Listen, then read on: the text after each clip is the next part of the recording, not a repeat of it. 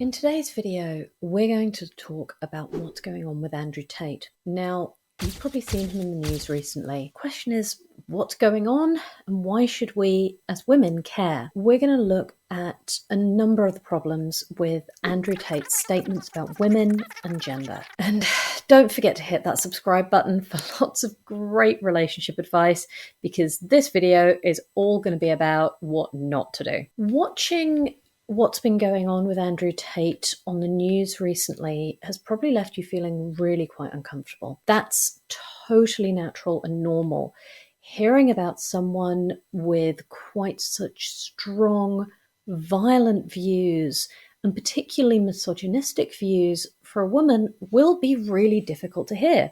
It's hugely uncomfortable to hear someone saying that certain things are acceptable to do to us just because we happen to be women. If that's going to be triggering for you, that's completely normal and completely understandable. And honestly, none of us like hearing about a guy having been arrested for sexual crimes. When you hear it, it just makes you feel awful. Not because he's been arrested, but because someone somewhere has been through something horrific. Now, we're not going to talk about the criminal case against him. We're just not going to discuss that. I don't have enough information about what the police know, what they don't know. That information is not in the public domain, so I don't think that it's appropriate for me to talk about the case. I'm also not going to talk about who he really is. Now, I know that a lot of his fans are super keen to discuss the ways that his online persona and who he is in his YouTube videos and his TikTok videos isn't actually his real self, and that doesn't reflect who he is or how he treats women. I don't know him personally. I'm not exactly sad about this fact, but I'm not going to comment about who he is as a person because I haven't met him socially. I don't know him. I am both willing and able to talk about the online persona. No matter who he is deep down, he has created an online persona, and that persona is there and is acting in certain ways and saying certain things, and it's perfectly reasonable to talk about what that persona is saying. Andrew Tate is part of what we call the men's rights activists. This is a little bit like the pickup artists. They are a group of men who are very focused on the ways that feminism and modern society, they feel they're conspiring against them. Andrew Tate, although he's the subject of this video, he's not really the problem. He is a symptom of a wider problem, and there is an entire movement. They tend to refer to their part of the internet as the manosphere, and they are all very much in line. Everyone has their own little take, everyone has their own way of approaching it, but they have some very, very similar views and beliefs and ways of approaching the world. So he's part of a backlash against the changes that they see happening in society over time. Now, most of them aren't actually old enough to remember the golden age as they see it, where men were men and had all the rights that they think they should have. Many of those haven't existed since the Middle Ages. But there we go. Now, there are real problems being faced by men in our society, and they are genuinely not getting the attention or the solutions that they need. There's no denying that. Men are facing a very difficult time in society. Unfortunately, young men often believe that the problems faced by women are getting the attention and that they are getting solved. So that creates a sense for them that they, as young men, are being ignored and left behind, and everything's fine for women. And if you're a woman living in modern society, please feel free to laugh at the idea that women's problems are somehow getting the attention that they need, being taken seriously and being solved. In fact, being completely blunt, we're all getting screwed over. Men, women, young and old, we are all in the same boat. Unfortunately, people like Andrew Tate and other men's rights activists are, in my opinion, very busy trying to drill holes in the women's half of the boat. Sure, as women, we're going to end up in the water first, but the only end result of their behaviour is going to be that we all drown. So, let's break down just some of the reasons that Andrew Tate's view of masculinity and gender is so problematic. I do have limited time, and honestly, I have limited emotional resilience. I can't deal with all of this. So if I don't mention something that you think I should have done, I'm really sorry. It doesn't mean I don't think it's important. I just only have so much bandwidth in a single video, and I can only take watching so many Andrew Tate videos in a single day. I'm sorry. The first problem is that he only really accepts one form of masculinity as valid, and that's what we refer to as a toxic masculinity. I think he sees this as a combination of being a warrior and a breadwinner and a patriarch and all of those very positive masculine stereotypes, positive for some anyway. It's honestly a bit confused as a message. It's not coherent, but that's partly because it's never intended to be a properly thought out philosophical position that is capable of withstanding robust debate. It's a way of turning an idea of masculinity into a product and marketing it at people. Now, if you don't think that he's trying to market this and make money out of this and that that is his intention, I'm just going to ask, do you think he'd get as many people signing up for his message of we need more hard work and discipline if the promised reward was more like a Ford Fiesta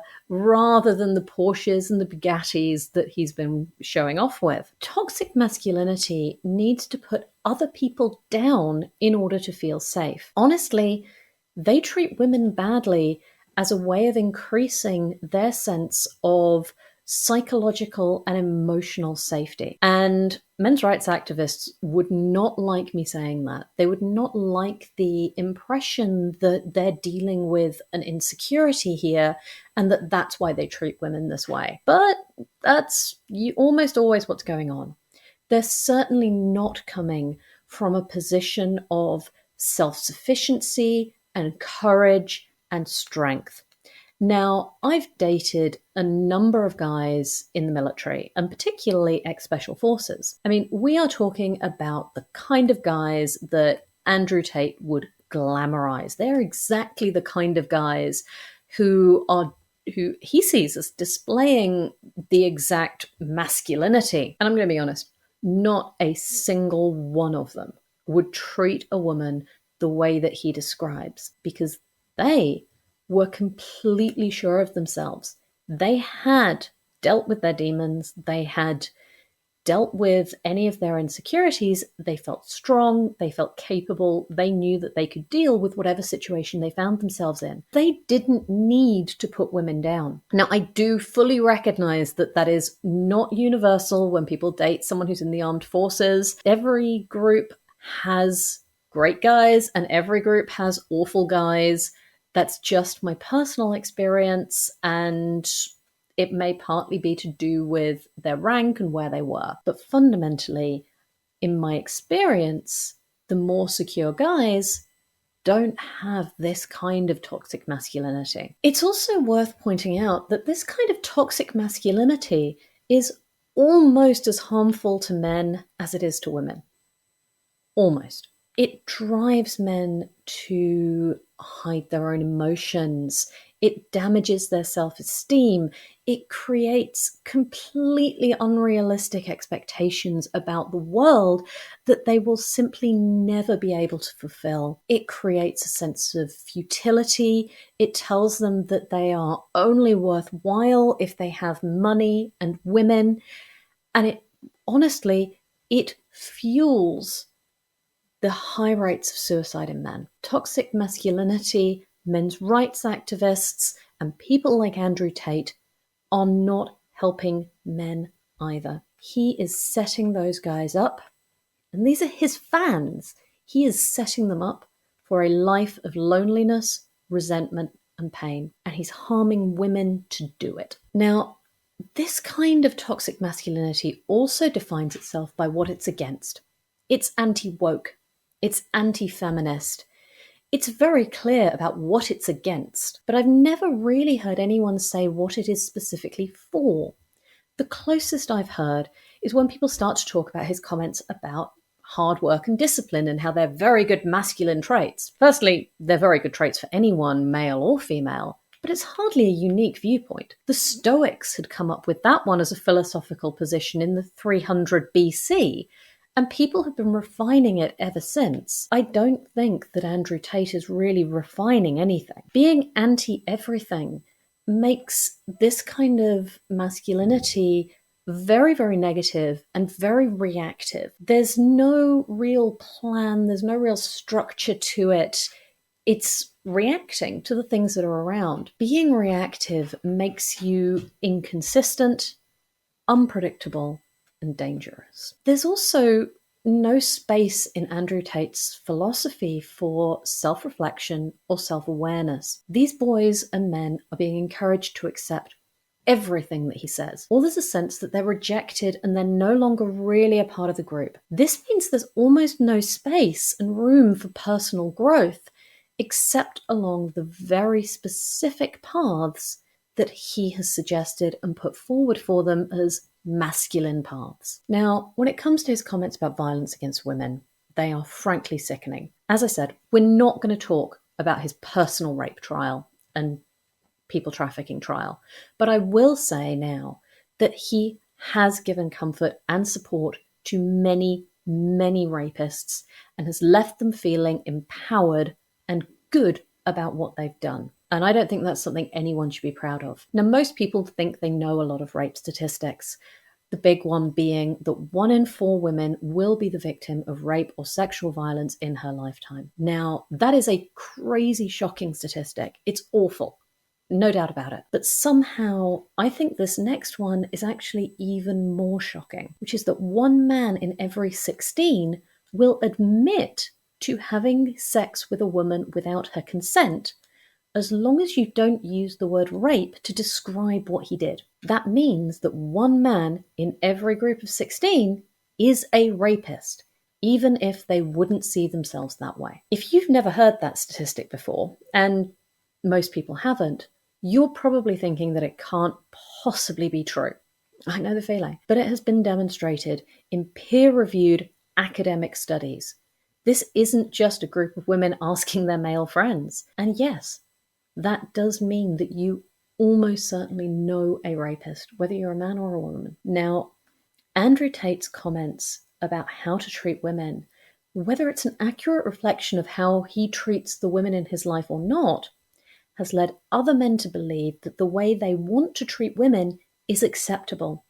And some of them will have acted on that. Now, I'm not saying that he's responsible for what those men or boys did.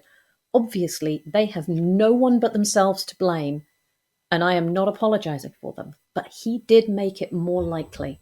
And that is something that I believe he, as an individual, needs to take responsibility for. His views on sex and gender differences in sex drive and sexual behavior are regressive and awful. And they're based on an entirely fictionalized understanding of biology and evolution and science in general. Men are monogamous naturally, and that they just want to find the best provider for their children, and that men are promiscuous and will always want to sow their wild oats, or whatever grim phrase we're using for it. That is an entirely cultural belief. Yes, people have recently, by recently I mean in the last 100 years, been trying to take evolutionary principles and apply them at a very basic and unnuanced level, and in a way that really